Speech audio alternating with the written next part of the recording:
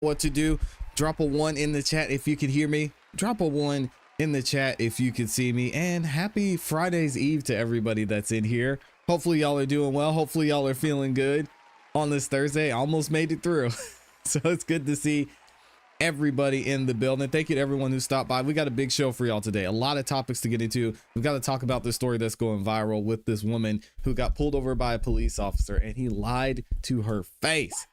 Absolutely insane. We're going to talk about the Brian O'Hara situation as well, what's going out there in Minneapolis, as well as many other stories. So make sure y'all stay tuned in for that. But before I get into the show, I got to say what's up to the people. Shout out to everybody who is in the building. Good to see y'all in here. Of course, we got my beautiful, awesome, amazing Amy E is in the building. Y'all know what she does. Must be amazing. Make sure you show her some love and y'all go support her on her YouTube channel and over on X. The link to both of those is in the description. And we'll also drop it in the chat for y'all. Amy actually just posted a video less than 2 minutes ago. So make sure if you guys haven't checked that out yet, you go check that out. Also, Virginia Wiley is in the building. Good to see Virginia Wiley in here. We got Noah up in this thing as well. Thank you all for stopping by. And I'll be saying good morning and what's up to you guys as we go throughout the show. Now, if you're just joining us or you're here for the first time, I have a couple of favors. The first one is the most important thing, and that's please make sure you guys like the video on your way in. Likes are free, helps the channel continue to grow, and lets the algorithm know you guys are enjoying the show. It shares the video, the channel, this live stream with more people. So thank you to everyone who's done that so far. And I know y'all are going to have a good time here on the show. So go ahead and do that. Secondly, if you're feeling extra generous, you can share the link as well. You can click the share button. It's got an arrow that's curved pointing to the right. That'll allow you to share this live stream to any social media platform you're on, and you can even share it via text message. And I will be reading super chats throughout the show. So if you want your voice to be heard, you can send in the super chat as well. And I will highlight that on the screen and give you guys a chance to say what you got to say. So thank you to everybody who goes the extra mile and supports. I appreciate y'all. Also, the last thing I'm going to ask is you guys please go subscribe to the Jury of Your Peers channel as well. We are going to be live streaming some upcoming trials. So if you like the true crime coverage that we have here on the show and some of these trials you want to see all the way through, make sure you check that out and make sure you guys pay attention to what's going on that channel and subscribe because we're trying to get to 500 subscribers and then 1,000. So make sure you guys stay locked in there as well. As right. We're going to get into it. Let me double check and make sure we're good. I think we've got everybody in here ready to go. Some of y'all shouting out from Florida, and let me know what city you guys are saying hello from as well. It's good to see everybody in there this morning. We're going to go ahead and get right into it because this story is interesting. We actually have a lot of background and history to what's going on with the situation in Minneapolis. So we'll talk about it here. Let me double check and make sure everything's good to go. Yeah, we're all set.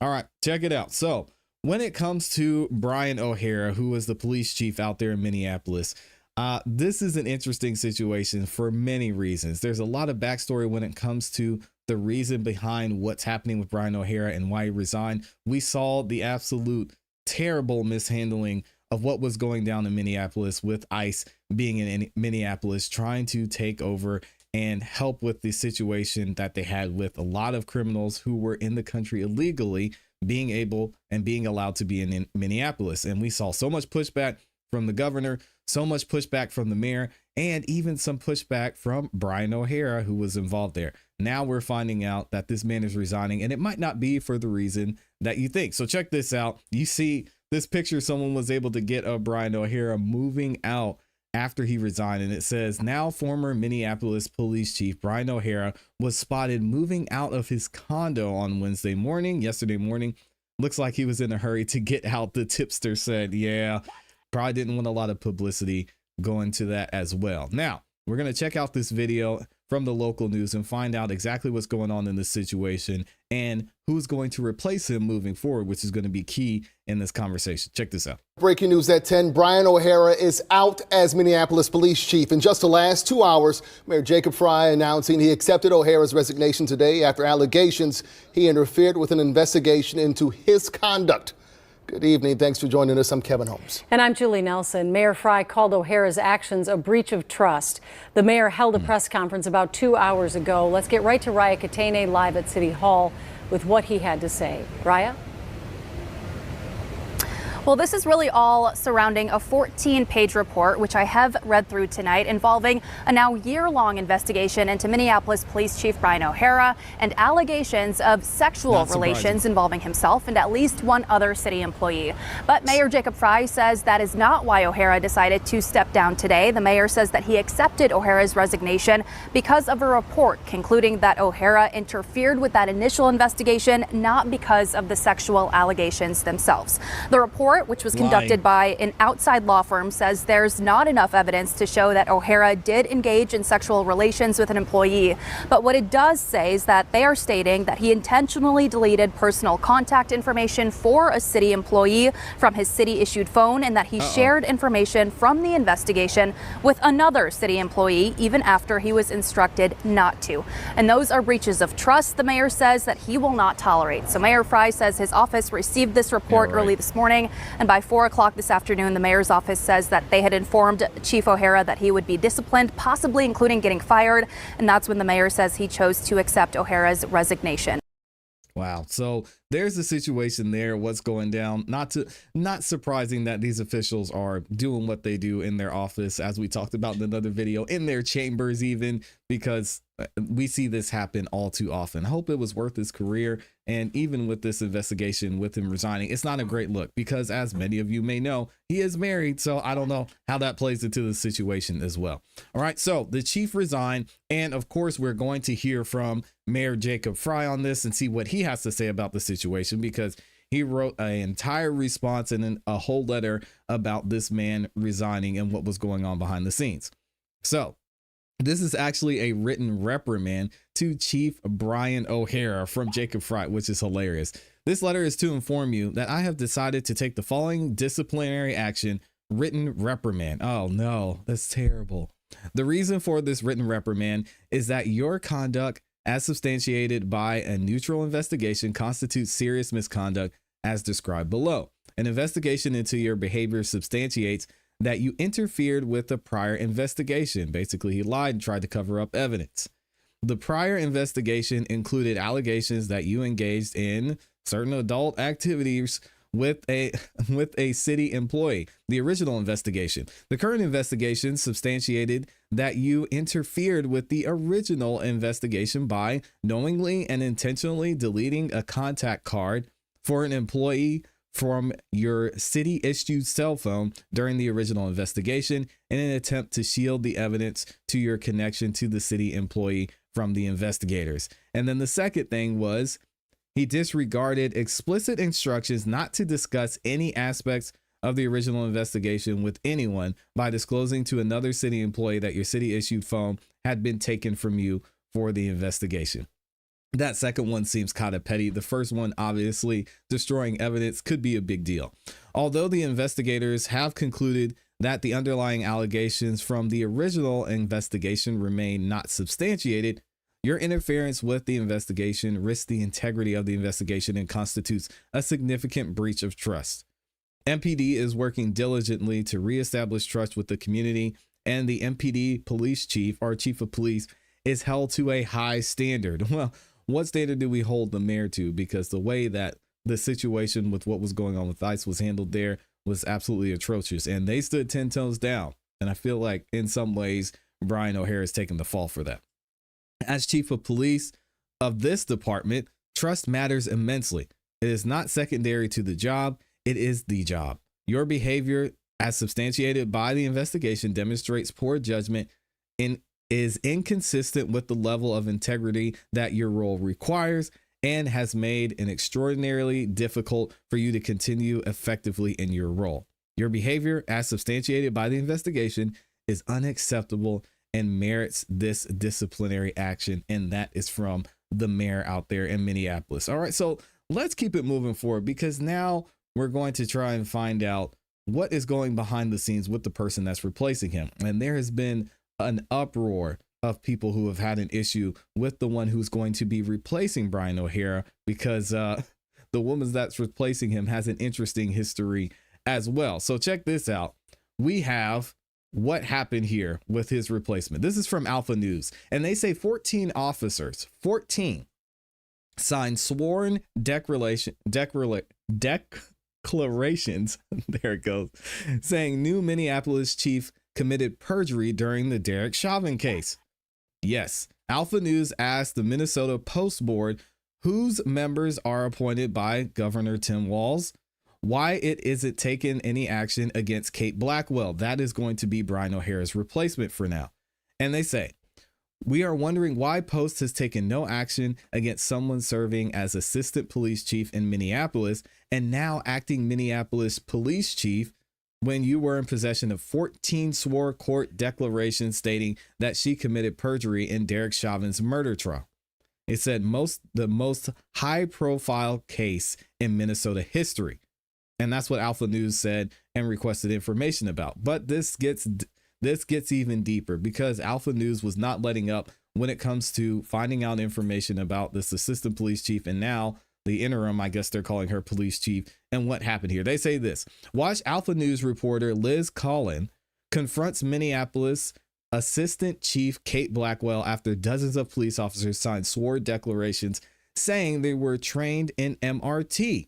Now, she got on the stand, and we're going to get to the details here, and say the technique that Derek Chauvin used, it was not something that they were trained on. Comes to find out, she actually lied, and that's not true, which is interesting. But it says 14 former and current officers say they believe Blackwell committed perjury during Derek Chauvin's trial. Let's see what they had to say. Hi, Katie. Hi, how are you? Checking in? Fine. Yeah, actually, I have a few questions for you. Are you aware that 14 former and current Minneapolis police officers say you lied during Derek Chauvin's trial and perjured yourself? What's the truth here? I'd like to talk to you about the lawsuit you filed against myself and Alpha News. 34 police officers have come forward to say that MRT was trained by the Minneapolis Police Department. I've been trying to get in touch with you. You have obviously declined my interview request. Don't you think people deserve the truth? Apparently not.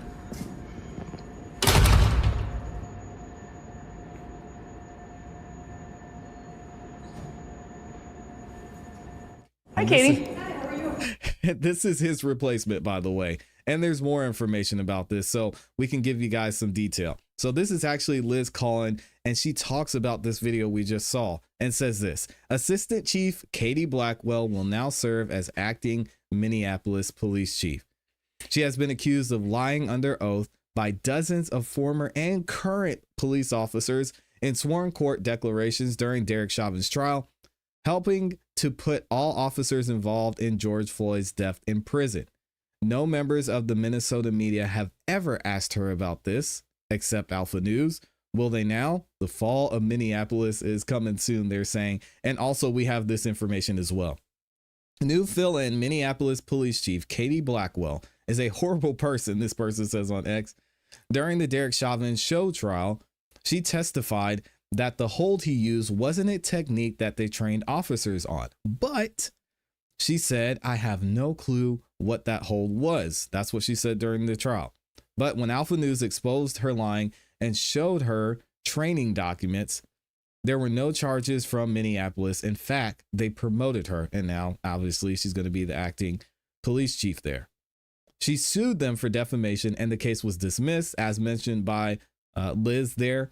And then Blackwell sued Alpha News and Liz Collin over claims that she had lied. The suit was dismissed in 2025. The judge ruled the accusations were substantially true, which is hilarious. The judge said they weren't lying. You did what they said you did. And her testimony could be reasonably viewed as incomplete / misleading by omission given MPD documents and practices. This situation is absolutely insane. I want to know what you guys think about this in the comments in the chat. Minneapolis, y'all better get ready because there's a lot going on there. I mean, you take the mayor, you take the police chief, and now the acting police chief. It's going to be interesting to watch. Not to mention all the fraud that's going on. You got the situation with the governors about to get up out of office. Minneapolis, what y'all got going on in Minnesota, man? Goodness gracious. We got Californians in the building. What's up, y'all? Oh, Georgia is in here as well. We got Georgia in the building as well. Good to see everyone in here. Thank y'all for stopping by. Again, guys, if you haven't yet, please make sure you like the video on your way in. All right, likes are free. We got a lot of content we're going to get to, a lot of stuff to talk about. So let's go ahead and get into this next one because I hope you guys have seen and have heard about this story. If not, this is going to be a great time to check this out, because this situation with this woman we're going to talk about, Kathleen, is absolutely hilarious. So let's go ahead and get into it. I won't make you guys wait any longer as we talk about Kathleen Thomas. All right. Now, you're probably wondering, or haven't heard the name Kathleen Thomas before, but this woman was involved in an absolutely insane situation with a police officer that pulled her over and was caught lying to her face multiple times. And this guy stood 10 toes down. He didn't back off. He didn't say, you know what, I might have messed up here. No, he actually doubled down and continued to lie. And she actually got a ticket for this and might have had to show up for court if the situation hadn't gone a different way. So let's actually look at this, and shout out to Amy for posting this over on X. Did an absolutely great job being able to find the full body camera footage, which we're going to review here. And this is going to be the first time that it's been shown. And she says this over on X. Make sure you guys follow her at @AmyLee on X. She says this body cam footage is unbelievable. A Florida woman just gave a masterclass in shutting down a bad traffic stop after a deputy pulled her over for distracted driving and doubled down on a physical impossibility. Kathleen Thomas, an adaptive athlete who was born without the lower half of her right arm, was pulled over in Lake Worth Beach by a Palm Beach County Sheriff deputy. The deputy confidently claimed he saw her manipulating her phone in her right hand. Well, that's where the problem started. Guys, check this video out. And it took everything I had to not throw up in his back seat. That wouldn't bother me. Could you smell it? I mean, if I could smell it and it was like all up in my nostril, I think then I'd be upset. But You're a very tolerant person. if I couldn't smell it, I don't care what you're doing. Okay. Just it doesn't bother you, huh? Yeah, a lot of times you can. Maybe it's different because I'm a girl. Here we go. Hello, ma'am. Hey, good morning. I'm Deputy Gasala with the Palm Beach County Sheriff's Office. This is why you're being pulled over. The city of Lake Worth today, we're doing an operation for distracted driving. You drove past me holding the phone with your right hand, manipulating that phone. I mean, I saw you with the phone in your hand. Obviously not. So you want to just call this a day? Or? I don't want to call. This is the most hilarious part about this. She said, so you want to just call this a day, or we going to keep going down this path? Because it's not going to end well. Guys, as you can see, this woman does not have the right part of her hand. She doesn't have the hand at all. So again, this is going to be interesting to see how this plays out, because this officer, he doubles down. He doesn't back up. Check this out. So you want to just call this a day? Or? I don't want to call it a day. You had a hand up manipulating. You just the said phone. my right hand. Well, I thought I saw you with your right hand. You so had a you hand didn't. up. The right hand. I saw you manipulate. So you didn't. With the right hand, perhaps not, right? But I saw you. You didn't see me with my right Okay, hand. so are you saying that you saw me with my right hand? I know what I just said. I know what I just said. I'm asking you now. Did you yeah, or not have your phone on your hand? I did Come not. on, man. You did not have your phone in your I hand. did not. Hand to God, you didn't have your phone in your hand. Hand to God. The other hand to God, you don't have This your is phone in your real. Hand to God. hand. Cool. You have your driver's license, registration, Yes, and I insurance do. with you. This is crazy that he just kept going. Just say, hey, ma'am, my mistake, and let her go.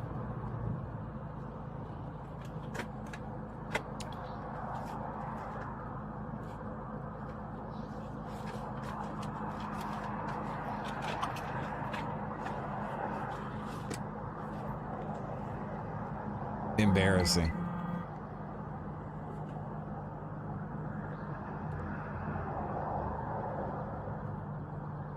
I think this is the current one. They're all in the same pile, so if it's not, I can find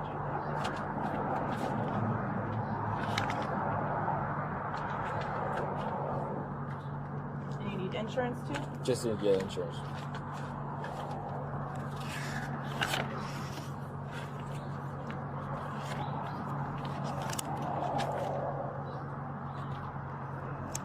Who's My Mr. Thomas? husband.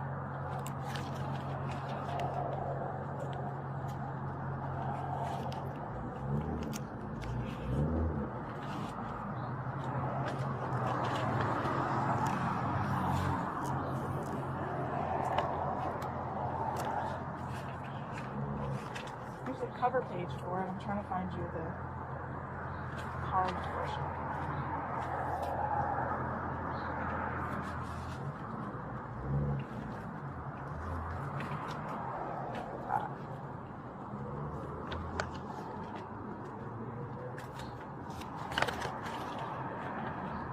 North Case Shoes, good address for you? Yes. All right, hang tight for me. It's embarrassing, man. Come on, guys. People that have been in an Uber and feel like their driver was intoxicated. You can't tell me this isn't already a problem. Of course it's a problem. We have humans involved. I guarantee you there's litigation right now. Well, there you go. After you hear a story like that, maybe potato chips and talking to somebody about football is not such a bad thing after all. Guess what? I gotta take a lift home today. Good luck after this. Here's what's coming up on the Dirt of the Day. Dirt of the Day. Well, this is a major shakeup. I was all excited about the Real Housewives of He's New listening to the York. radio. They flipped networks. They were leaving Bravo, gonna go to E, and now there's drama with the cast over one of them speaking out of turn. What did she say that got her fired? I'll tell you, coming up in your dirt. Entertainment updates 5 minutes after every hour from the KDJ Show on 97.9 WRMF. From the WRMF Anajar and Levine Accident Attorneys Traffic Center. Anajar and Levine Accident Attorneys. Call 1-800-747-FREE. That's 1-800-747-3733. This traffic report is a service of Schumacher Auto Group. Come, join the family. Visit our website today at SchumacherAuto.com. Up to 3 accidents slowing you down here in Palm Beach County, beginning northbound on the Turnpike, just north of Forest Hill Boulevard. You'll find the other 2 on Military Trail at Roebuck Road and out in the Acreage. I wonder what was going through his mind while he was writing this ticket. Service of Massage Envy in the Traffic Center. I'm Parker Starr. Join Massage Envy All today. right, I'm gonna skip ahead a little bit. If the engine's restarted, his hands up. Comcast. All right, man. So you're gonna. Here we go. He wrote her the ticket. All right, man. So you're gonna receive a citation for wireless communication device handheld while driving. We got to put the phone down as we operate a motor vehicle. Oh, and you put on there that you saw me with my right hand holding it. I did not put that. No, if you want to take it to But court. that's what you said when you pulled me over. Yes, that's what I said. That you Yes. saw me holding my device with my right hand. I'm not disagreeing with you. Yes, that's what I said. Okay. Yes. Yes. So if you want to take it to court. And that's what you saw. That's what I said. That's yes. what you said you saw. Yes. Okay. Okay. If you want to take it to court, option 5 on the back of the ticket. That's how you take that ticket to court. Do you have any questions for me? No. Thank you. Have a good day. Goodness gracious, man. You got that much pride, you can't let it go. Well, obviously, Kathleen responded to this, and what she had to say was absolutely hilarious. Check this out. So we have court tomorrow for driving with the device in our right hand, but they just sent me the body cam footage, so I thought you guys might like a little treat before tomorrow. It doesn't bother you, huh? Yeah, a lot of times you can.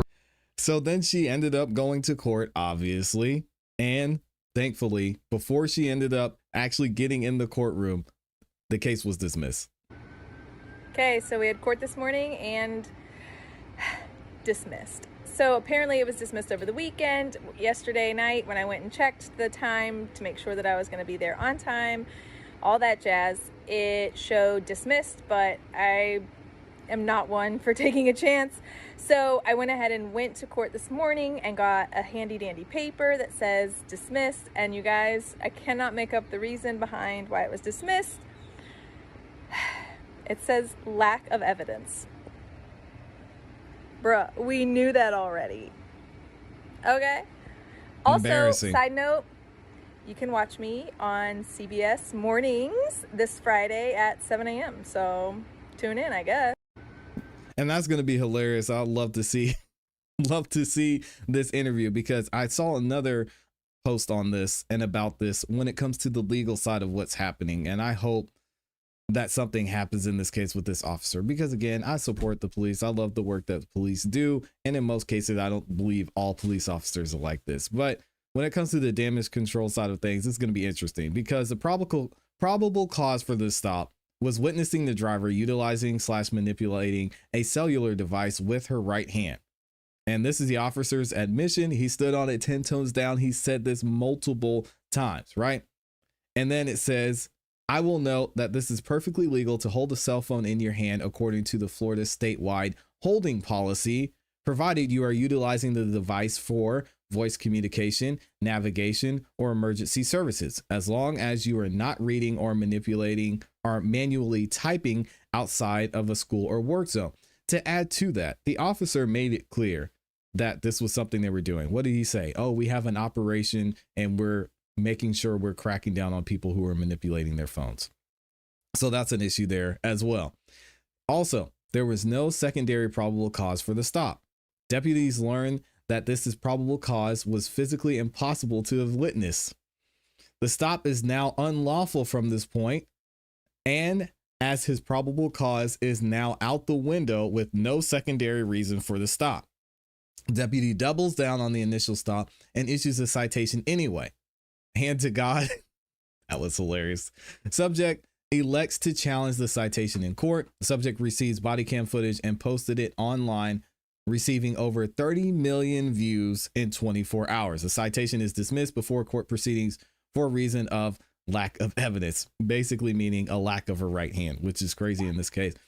I think the thing about this is most interesting is this police officer, he's going to go and continue to do his job. I don't know if he was having a bad day. I don't know if this is how he conducts himself regularly, but it is, I don't want to say nerve wracking. It is frustrating to see that this is how some officers choose to conduct themselves in these situations where you can just, hey, man up and say, hey, you know what? My bad. I thought that's what I saw. Ma'am, you have a nice day. But this guy doubled down and wasted this woman's time. Hey, listen, she is an influencer, so maybe she's going to benefit out of this. I want to know what you guys think about it in the comments and in the chat. Absolutely crazy story. I've never a dull moment out here. I'd love to see what y'all think about this. She said, handy dandy. What a waste of time and resources. I agree. And I mean, in addition to the stop being unlawful, isn't it? It makes you worried. You hear stories all the time of police officers thinking that they see something that they necessarily didn't see. This one is actually somewhat entertaining, but it makes you wonder, I mean, what other situations does this happen? We've heard the stories before. We've seen where it's went down, where someone gets falsely identified and it turns out a lot worse. So we're going to keep it moving. Thank y'all for the love. Thank you to everybody who's in here. If y'all could please make sure you guys like the video on your way in. It's free and I'll keep begging as well. So thank y'all for the love. She doesn't have a hand. How can she hold the phone with the hand she doesn't have? Dirt of the day is the cop lying. This is wild. But again, happens all the time. Happens all the time. And you know, you just get some of these police officers who they let their pride get in the way. And they can't just say, all right, you know what, I'm wrong. Or, okay, you have certain rights. It's tough. I mean,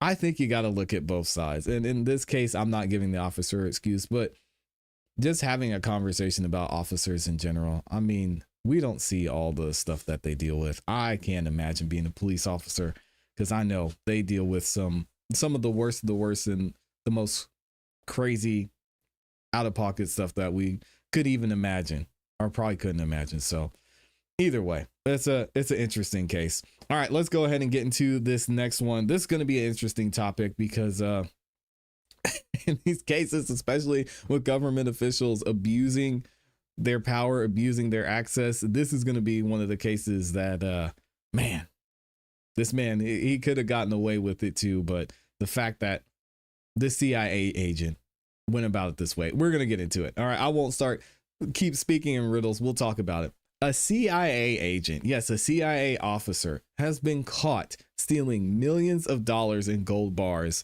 from the Treasury. Yeah, guys, not only did he steal them, this man kept them in his home. And at some point, he might have actually gotten away with it, but we're going to find out and look into how the Justice Department was tipped off in this case and what actually went down. So check this out. CIA officer got caught with $40 million in gold bars in his home. David Rush had a top secret clearance, a senior management position at the CIA, and apparently a very interesting storage situation. Federal agents raided his house last week and walked out with 300 gold bars worth over $40 million. $2 million in cash, and 35 luxury watches, mostly Rolexes. His explanation for the gold? Work-related expenses. He said, hey, I didn't feel like I should have got paid in cash, so I took a little bit of a bonus. And the situation gets even wilder because the man spent nearly 20 years lying about his entire background, fake degrees, a Navy pilot career that never happened. None of it was real. He applied to the CIA 3 times before finally getting in, adding more fake credentials each time until something stuck. Guys, this is the Central Intelligence Agency this man got into. The CIA caught him through an internal investigation and handed it to the FBI. The real question nobody wants to answer is how someone with a completely fabricated resume held top secret clearance for 2 decades without anyone noticing. God, we talk about this system all the time. How in the world does this continue to happen? And we've got more information here from Amy. Shout out to Amy for posting this over on X. If you guys don't follow her, please make sure that you do that over on X at @IamyLee on X. She says this: the ultimate breach of trust, 40 million in gold stashed at a home. Imagine having top secret security clearance, being trusted with the nation's closest secrets, and using the exact power to build a personal fortune. Former senior CIA officer David Russ was just arrested in a massive fraud scandal that reads like a Hollywood thriller. Here is what went down. What happened with the stash? The federal agents raided his home last week and uncovered 300 gold bars, which we just talked about, 2 million in cash, and the watches, 35 luxury watches. This currency was explicitly allocated to fund critical, high-level operations Russ was in charge of. They're paying for these operations in gold? I want to find out more about what these operations were. Instead of securing it at the office, he just took it home. On top of the multi-million-dollar theft, investigators found he allegedly fabricated his entire background and educational history. The case was originally flagged and referred by former CIA Director John Ratcliffe, and the raid was recently confirmed by NBC.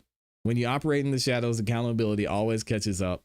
This isn't just fraud, it's textbook definition of FAFO at the highest level of government. Let's check out this video from NBC. Good Lord, have mercy. Worth of gold bars in his home. If you're wondering how many gold bars that is, the court document says it's about 308. What my team here at NBC News, Dan DeLuce and Gary Grumbach, and I found is that that man was not just an employee of any agency. He was a high-level official with top secret clearance in the CIA, and that he not only lied about what he was doing with this money, but that allegedly he also lied about his background, said that he graduated from a college he did not attend, that he went to a graduate school he did not attend, and that he had a pilot's license that the FAA said he did not have. So he was arrested last week, and he is now in detention facing these charges of lying about his background and perhaps knowingly embezzling American taxpayers' money. I want to read you a statement we just got in from the CIA saying that after a CIA internal investigation identified potential violations of the law,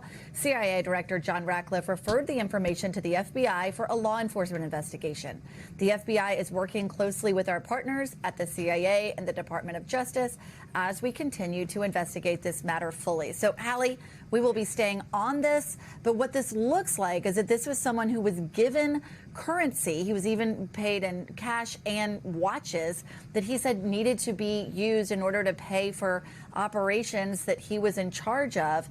But rather than keeping it in his office, they found $40 million worth of this gold, as well as $2 million in cash and 35 luxury watches in his home. So we'll bring you more as we learn it. Please do. And I think the most interesting thing about this is not the fact that he was able to steal the gold, not the fact that he stashed it in his house, not the fact that, you know, this man had 35 luxury watches. I think the most interesting thing is that he had this and he was supposed to use this to pay for operations he was in charge of. I mean, can you imagine the things this guy saw, the things he learned, the things he knew and found out? And to find out that these operations are being paid for using gold is very interesting. So now that makes me want to do more research and dig into what's happening behind the scenes with why these operations are paid for using gold bars and how he was able to get access to them in the first place. Let me know what you guys think about this in the comments in the chat. Absolutely insane situation. And I feel like this man, he's going to have a lot of questions to answer. He might even disappear if he's seen too much. Let me know what you guys think. Wow. I've never heard anything like that before in my life. This is crazy. Amy says he gave a whole new meaning to long arm of the law, mostly because he was completely imagining the rest of it. Oh, she's talking about the other one. How do you get 300 gold bars without help? Maybe he took them one by one. He's been there for 20 years. He's been there for 20 years. So how many days is that? What's 365 times 20? I mean, that's a lot of days. That's thousands and thousands of days that he could have taken a gold bar. So maybe he took one, I don't know, 10 a year. Would that be 15 a year? Operations or reparations without any cameras catching him is crazy. Well, here's the thing. They said he was supposed to take them. He just wasn't supposed to take them and keep them out of his house. Let me actually find, it says, where's this one report? Federal agents raided the house, walked out with $40 million. Maybe it was in Amy's post. I'm trying to see where it said. Oh, here we go. Amy said, this currency was explicitly allocated to fund critical high-level operations Russ was in charge of. Instead of securing it at the office, he took it home. So, I mean, yeah, what does that mean? That's kind of, I don't know. It's crazy, guys. It seems like there's something new every day. But at least they got the money back. So shout out to the CIA. The fact that they just let this man, even 20 years ago, in 2006, the fact that he was able to lie on his resume and get into the CIA is insane. Absolutely insane. All right, let's go ahead and get into our next topic because this is going to be an interesting one. We got to talk about Big Brother. And whew, guys, I've actually commented and talked about the flock system here, specifically in Atlanta, and how expansive it is and how well it works for identifying people who have committed crimes, especially when it comes to carjacking, which is used to recognizing cars and license plates and things like that. It looks like, and it seems like Flock is actually starting to take another direction. And this story is interesting. So we'll go ahead and get into it. I want y'all to check this out and let me know what your thoughts are as we move forward. Let me double check and make sure we're good. If you guys haven't yet, please, y'all, please make sure you like the video. All right. Likes are free. It helps us out a lot. I know a lot of you have already done that. So thank you so much for doing that. Y'all go ahead and hit that like button. All right, let's get into it. This is crazy. So when it comes to the flock systems that are used across the nation and specifically here in Georgia, it looks like Flock is actually getting an update. Now, if you don't know what Flock is, it's a system that's used to identify vehicles. It's used a lot to even identify crimes that are happening in certain cases. And there are cameras all around the Atlanta area that you can literally, if someone were to, God forbid, steal your car in Atlanta, they can find it minutes and even in some cases seconds later and figure out exactly where your vehicle is using this Flock system. Now it seems like Flock is actually taking another step forward and we'll call it surveillance at this point. All right, check this out from Wall Street over on X. They say this: Flock cameras are collecting a lot more data than we think they are. They also monitor when you walk, what you do, what you say, what's on your phone when you walk by, and they spy on you all the time. Allegedly, these cameras utilize AI to track you and your family when you're out in public. They run by a company called Palantir. Either way, the company claims that they just recorded movement of vehicles and that they will reduce crime rate to zero. However, people much more educated than I on camera see that they have proven to be false. Today, I walked around and I noticed that down by a bridge, there was one pointed towards the courtyard and the field, not towards any roads. So why would it be pointed towards the river, not towards the streets, if it is just to monitor vehicles? I mean, come on, we know that's not true. And they say that he's right. They looked it up and they were collecting way more data than people think. They create vehicle fingerprints on your car, like the color, the make, the model, the stickers, the dents, and use AI for searches. Newer systems include video feeds and natural language queries. They can capture pedestrians, bystanders, and activities in view.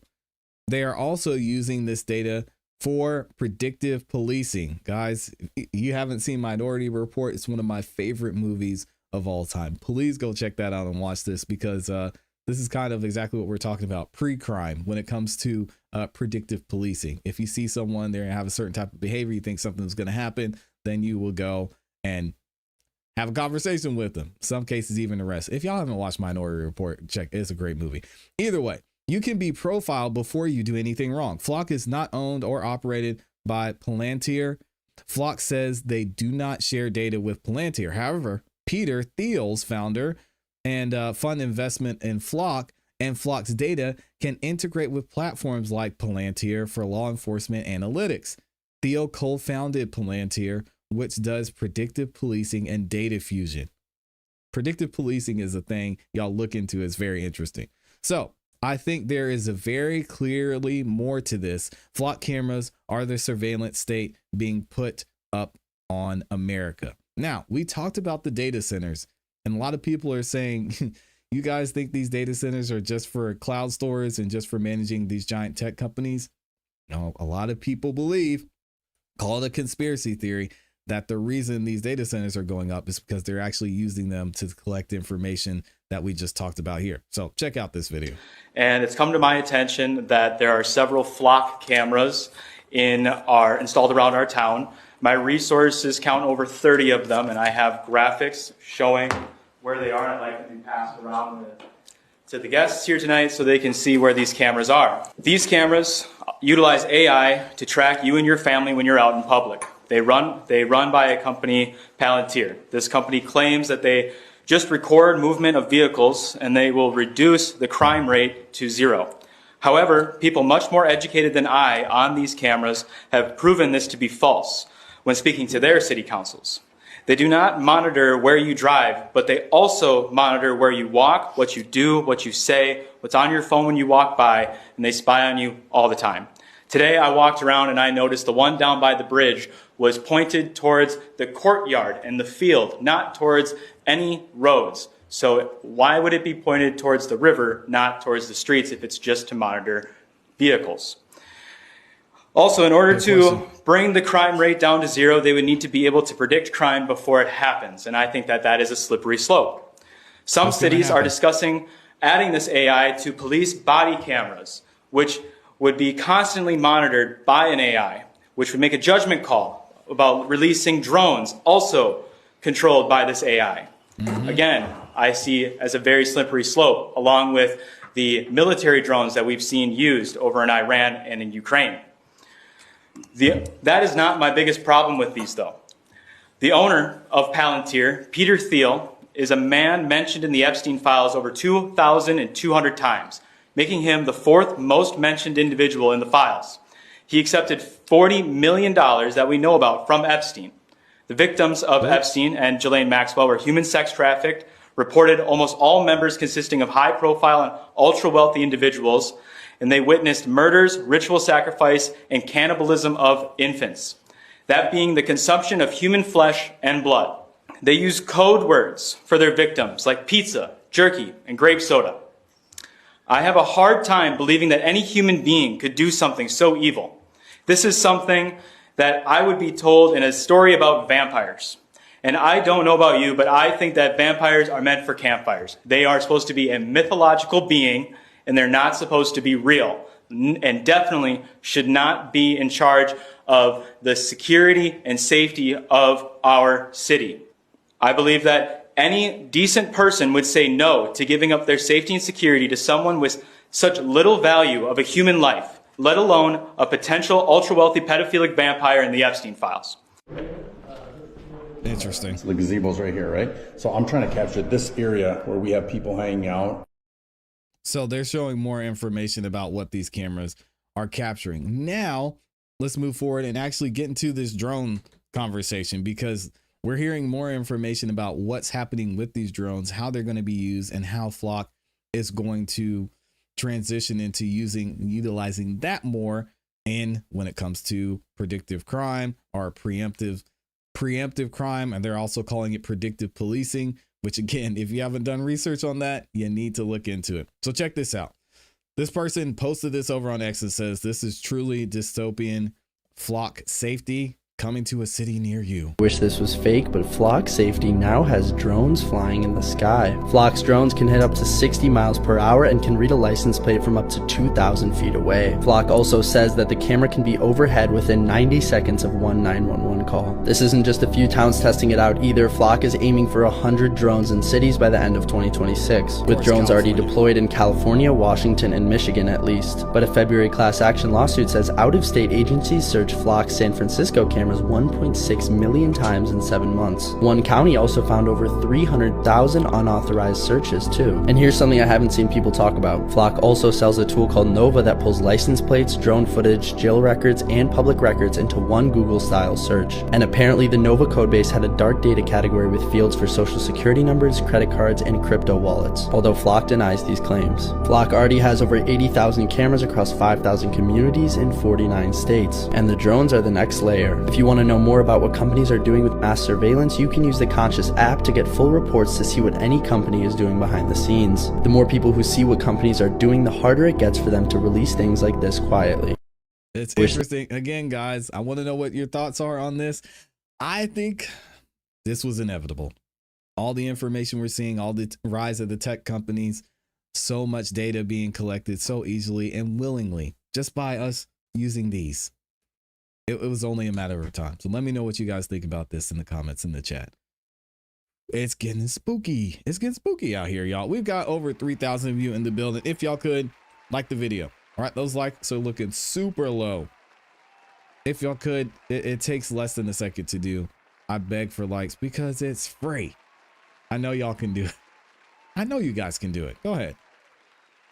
All right, let's get into our next topic. We still got more to get into. So thank you again to everybody who's in here. I see all of y'all commenting about this. This is some wild stuff. Maybe why the Dems want to fund cops. I mean, it's all about data, all about information. Yep. Oh yeah, DC's used for much more than chat. Yeah. Oh yeah, data centers. Yeah, data centers are used for much more than Chat GPT and robots spying on citizens. A lot of people are saying that. Looking like they might not be conspiracy theories after all. So we're gonna have to keep up to date on that and keep looking into it as well. Let me go ahead and get this next topic set up for you guys and we'll get right into it. Thank you to everyone who has liked the video so far as well. I appreciate y'all for doing that. All right, we've got to talk about, we're going back to what is happening with this fraud issue in Minnesota. Minnesota, y'all got to get this thing together. I know we had a little bit of fraud here in Georgia and Chris Carr was cracking down on that seemingly before he gets up out of office. But this conversation with what's going on in Minnesota and the Somalian takeover, as some people are calling it, is insane. We're going to talk about it. We've got some more issues when it comes to what's happening in Minnesota and Minneapolis and the surrounding area. There has been more Somalian fraud being exposed, and this one is to the tune of $21 million. We're going to talk about it and get to the conversation here. What is going on? ICE actually picked up 2 women that were involved in this entire fraud conspiracy. Here's what they had to say. ICE has made 2 arrests in a $21.1 million Medicaid fraud scheme that exploited programs in Minnesota. Of course, we've got, I'm not going to try and pronounce their names. So we've got SAH, we've got Miss Hassan and Miss Youssef. They submitted false and fraudulent claims to Medicaid from May of 2020 to December of 2024 using the company's Smart Therapy Center and Star Autism Center LLC. So what happened in these situations? As you can see, these are the 2 women who were involved in that. Let's find out how this went down. Federal officials arrested 2 Somali women and there's their names there, I'm not going to try and pronounce them, for embezzling more than $21 million through a massive Medicaid autism therapy fraud scheme in Minnesota. And again, seeing how things went down with the governor in Minnesota actually significantly increasing the autism budget, a lot of people are questioning and wondering if he was involved in some way, because the amount of money that was going towards this autism in Minnesota was shocking, and he got called out about it a lot as well. But the pair paid parents kickbacks of $300 and $1,500 per month to enroll their children. They also submitted claims using therapists who did not work at the company or were entirely untrained. Prosecutors allege the stolen taxpayer money was used to purchase domestic real estate and diverted overseas to Kenya. Shocking. Both were charged with conspiracy to commit healthcare fraud, 8 counts of healthcare fraud, and 2 counts of money laundering.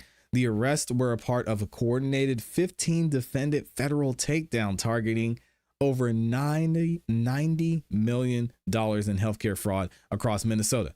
To deport every single one, they say. It's getting wild out there in Minnesota. A total of 15 suspects have been charged with trying to steal more than $90 million from Minnesota's Medicaid programs. Federal prosecutors, in fact, say this is the largest Medicaid autism fraud case they have ever charged. Last week, a federal grand jury indicted Shazmo Ahmed Hassan, and she is facing several counts, including conspiracy, healthcare fraud, and money laundering. The 55-year-old from Brooklyn Park is accused of running 2 autism centers in an attempt to defraud the Minnesota Department of Human Services out of more than $46 million. Prosecutors say that Hassan actually collected more than $21 million in Medicaid reimbursements for services that were never performed. Jeez. According to court documents, the centers actually paid families kickbacks and incentives to enroll their children. Some paid as much as $1,500 a month just to use their names so they could submit claims for service. Hassan is scheduled to be arraigned later this morning. Her co-defendant not expected in court today. Both have entered not guilty pleas. Of course they're not guilty. How could they be? You know, they're just operating another Leering Center, as they call it. So what happened and what was more information about this? We're going to hear from the president. He's going to talk about how he feels about this entire situation and what went down in this case, because we have Nick that said this over on X, that the president went off on Somali fraudsters and Ilhan Omar. Trump wants her deported. And here's what he had to say about this. Let's check it out. They're finding billions and billions and billions of dollars. And I just said, that's good. He said, you haven't seen anything yet. Just said that. And, you know, if he does really great, we'll have a balanced budget without having to do anything. This is the kind of money they stole. They're crooks. They're thieves. And I hope that Todd is going to do a real job. These are crooked people. These are thieves. This isn't like a mistake. Just talking about one person, he got hundreds of thousands, millions of dollars for securing one man, for taking care of one elderly man. He was a service. He got paid millions of dollars for taking care of one man. Total crook. They're all crooks. The Somalians, what they've done to Minnesota, the Somalians, they're crooked as hell. Ilhan Omar, crooked as hell. They're all crooks. They do not like her. We got them. Now we're putting the clamps on, but boy, I tell you, that's an impressive group of guys that you have behind you. I was watching that, and a couple of very strong women too. But I was watching that last night. I said, I'm proud of you guys. In 2 months, we've exposed tens of billions of dollars of defrauded taxpayer money, prosecuted numerous fraudsters, Todd, and stopped billions of suspicious payments, very suspicious. Oh, you haven't seen anything yet? Well, you see, I'm getting reports from Todd, from JD. I've never seen anything like it. The kind of, just hundreds of billions of dollars was stolen, and no other administration would do what we're doing.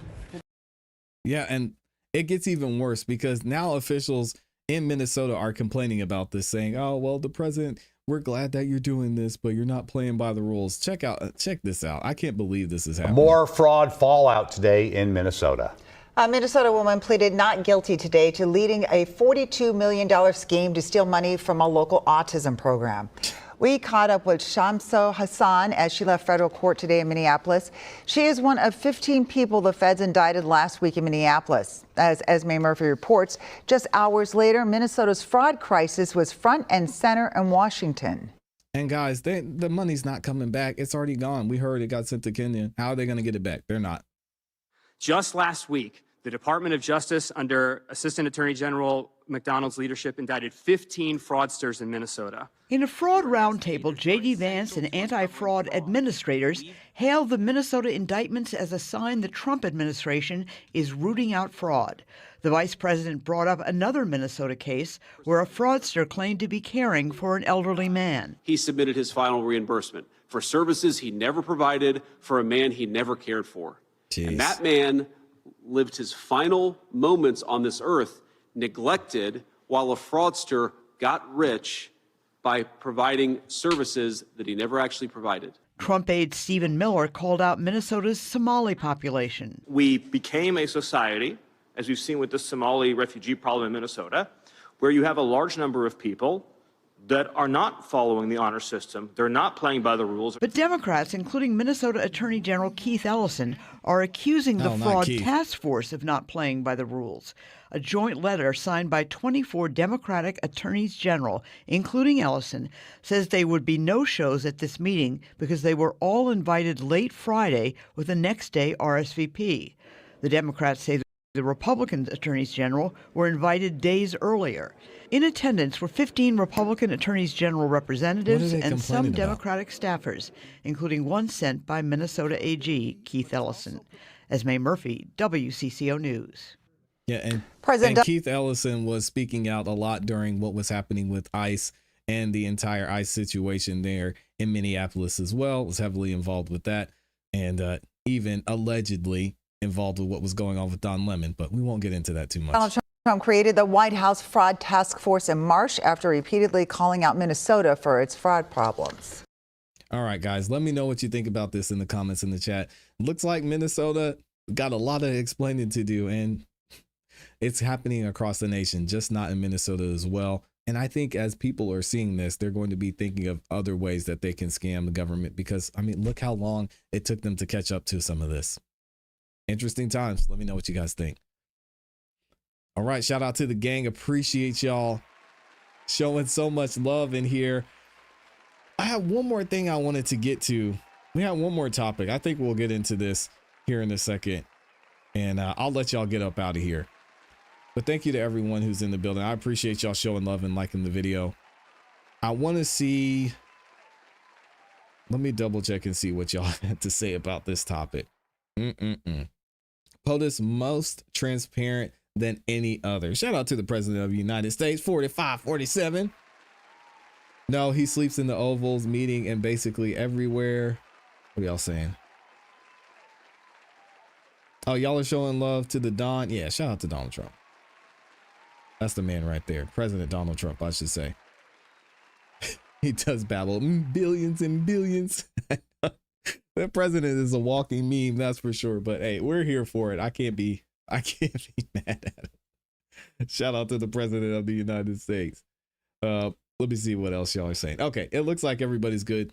We're gonna go ahead and get into this next topic and throw this one in here because this is an interesting situation. And again, I was talking with Amy about this yesterday, and these NFL players, the situations these guys are putting themselves in,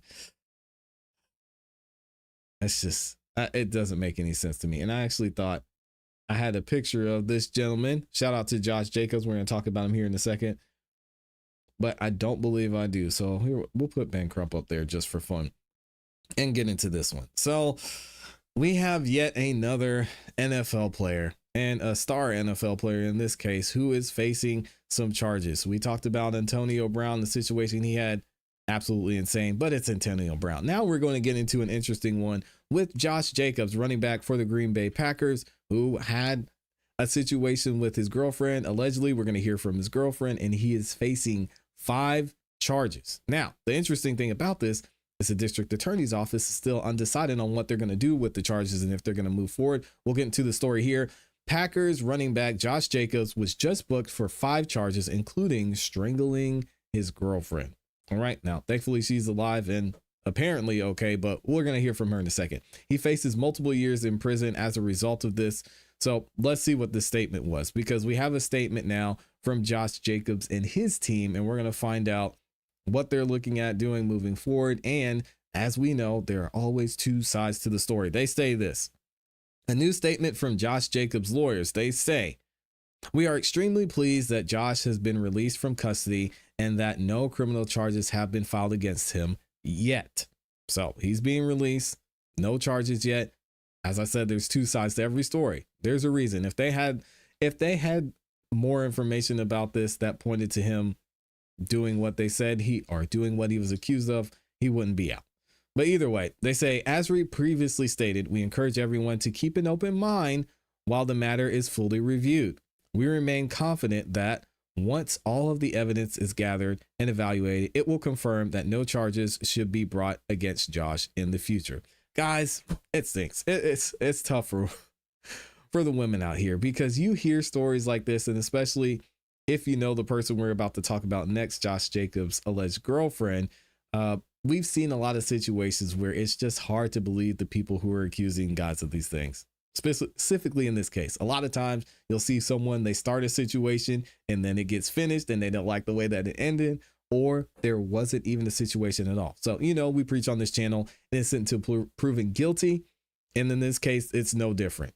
I believe there's going to be information, as they said, that shows that maybe Josh Jacobs wasn't the one who initiated the fight. Is there history there? Well, we're going to find out, because let's go ahead and hear from his alleged girlfriend in this case, Ash Cash. You may know who this is. If you don't, I'm going to encourage you probably not to look up and find out who it is. We'll just say it's Josh Jacobs' girlfriend. Okay. Ash Cash posted a video revealing that she pressed charges on her ex-boyfriend, Josh Jacobs, because he choked her out and punched her, he says, after he found out she was texting somebody else. Oh, man. And she explains and gives details into what's happening in this case, or as we'll say, her side of the story. Check this out. Nothing new.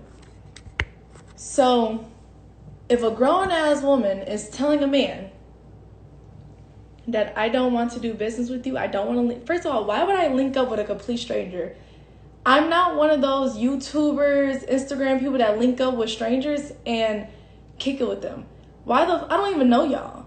And then on top of that, now you see why I don't like to talk to people is because they do ignorant shit like that. Don't go on a fucking blog site or a YouTube site, where the fuck you record shit from, and talk down on me because I didn't want to do business with you.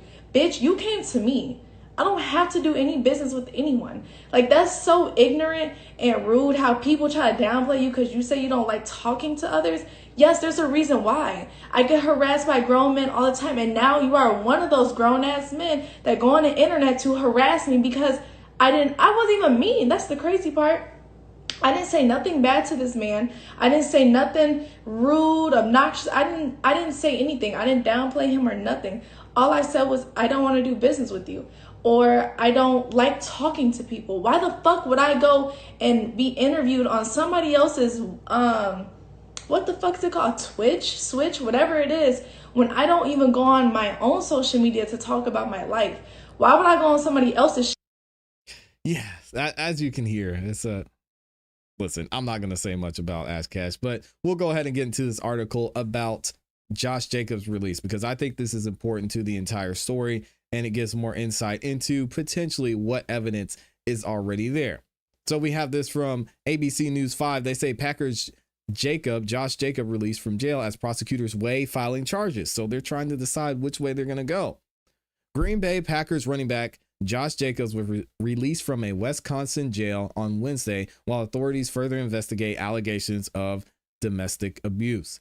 Jacobs was arrested Tuesday in Brown County on allegations of strangulation and suffocation and other offenses over the weekend. His lawyers said he denies any wrongdoing. District Attorney David Lassie, hopefully I say his name right, sorry David, said it's too soon to make a formal charge decision. Our office has requested additional investigation as there is reason to believe that additional evidence may exist that would impact whether criminal charges are appropriate. So basically, he's saying, listen, there might be more evidence to show that he wasn't the one that started this. All right. So he says, our office has requested additional investigation as there is reason to believe that additional evidence may exist that would impact whether criminal charges are appropriate and what charges would be issued. The investigation remains open and ongoing, he said. Jacobs' lawyers, David Chesnoff, hopefully I said that right, Richard Schofield, and Clarence D. said they are pleased that he's out of jail. And we already read that statement. They also say Hobart and Lawrence Police Chief Michael Renkis said that police responded to a complaint about Jacobs around 8:30 a.m. on Saturday. Jacobs is a Packers top returning rusher after rushing for 929 yards and 13 touchdowns in 2025. That followed a 2024 season in which he ran for 1,300 yards and 15 touchdowns while earning his third Pro Bowl selection. That man is a beast. The Packers, who started organized team activities this week, had issued a statement Tuesday saying they were aware of the matter and that as it is an ongoing legal situation, we will withhold further comment. So it's the NFL. They're used to this. This is just another day for them.